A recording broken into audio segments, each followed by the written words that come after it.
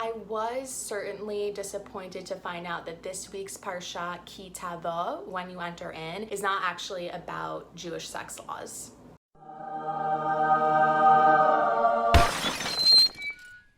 Welcome back to And God Was Like, Alma's weekly Torah portion series. I'm your host, Ariel Kaplan, and I'm getting into it. Chapter 26. So basically, when the Israelites enter the land of Israel, in the third year, they're going to collect the first fruits of their tithe. They're going to have like a huge party, bring all the fruit to God, to the altar, and then they're going to give 1/10 of their portion to the most unfortunate souls, orphans, widows, and strangers. Oh, and the Levites get a portion too. And if you heed this commandment, of course, God is going to bless you, make you the most famous, amazing nation of them all, because in case you forgot, he promised our ancestors that the Israelites will be God's top nation. Chapter 27. So here's a direction for Joshua, the guy who's going to take Moses' place when Moses, dies. When they get to Canaan, set up an altar made of stones with the law of Moses inscribed on them, so the entire Torah. And this is to be set up at Mount Ebai, or Ebai. I don't know if I'm pronouncing that correctly. Moving on, Moses and the Levitical priests address the Israelites. I mean, we're addressing the Israelites the whole time,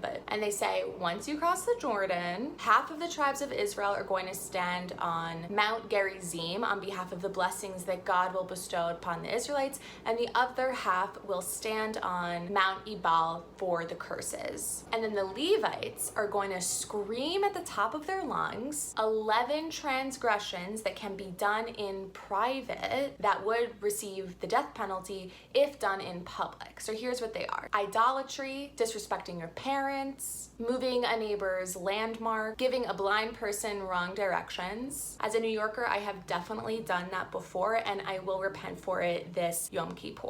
Denying a right to a stranger, a widow, or an orphan. Having sex with your dad's wife. Doesn't say anything about having sex with your mom's wife. Fucking an animal. God does not mess around with bestiality. No talking shit about your neighbor. Guilty. No accepting bribes. And anyone who doesn't uphold the whole Torah. Let's just put a blanket statement there. Chapter 28. And now Moses talks about the blessings that God will bestow upon the Israelites if they follow all of the mitzvot. All of the nations in the world will stand in fear of Jews. I feel like people already do that, and it comes in the form of anti-Semitism. Basically, we'll prosper, no one will fuck with us, life will be golden. If you fail to uphold the Torah with joy, like you actually want to do it and you're happy about it, and you're not just following laws senselessly because Torah says to, there's a shitload of really scary consequences called the tochecha, and when it's read in synagogue, it's usually done very quietly and quickly because they honestly really suck and nobody wants to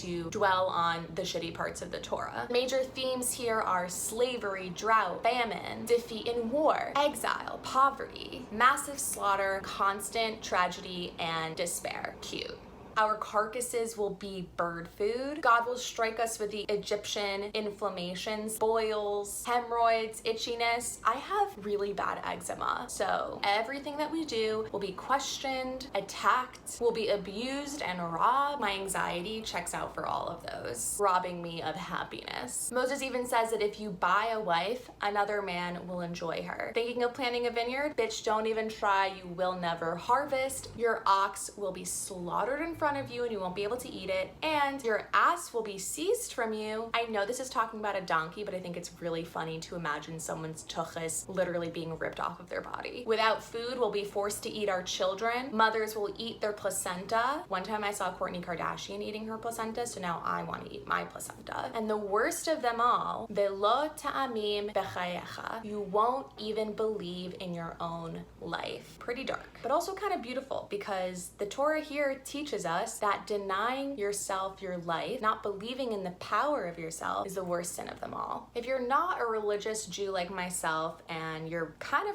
freaking out at all these curses in the Torah about what will happen if Jews aren't religious, don't worry. I mean, you can worry. But the message that I want you guys to take home with this week is the heart of Judaism, which is compassion, tikkun olam, repairing the world, and community. Learning about our history and reading the Torah is super important, even if you don't follow the laws. So if you're watching this video, I consider that a mitzvah. Thank you guys so much for watching. Tune in next week for more of the same. Shabbat shalom.